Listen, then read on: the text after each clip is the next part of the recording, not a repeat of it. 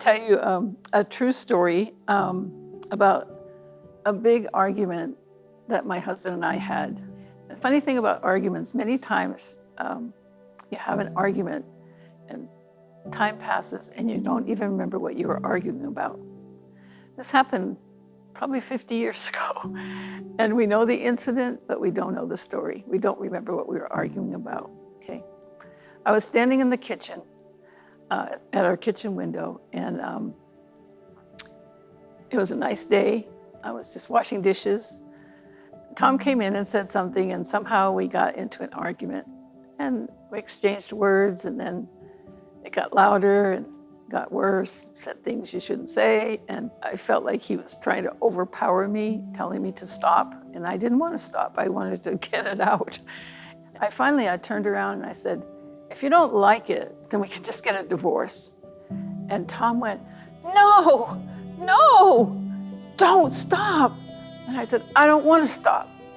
And he said, no, listen, I know that you have those things in your background, but we'll never have that in our home. But you know, when I was a kid, people never talked about those things. It was like divorce was just a part of life. You know, it's what happened. You didn't get along, so you get a divorce, you know. And you say things, people say things that sometimes you don't mean them as forcefully as you say them, you know, but they're still hurtful. You know, they're still I said those words and they came across as very disturbing. And Tom is very serious about things, about God, about our marriage. And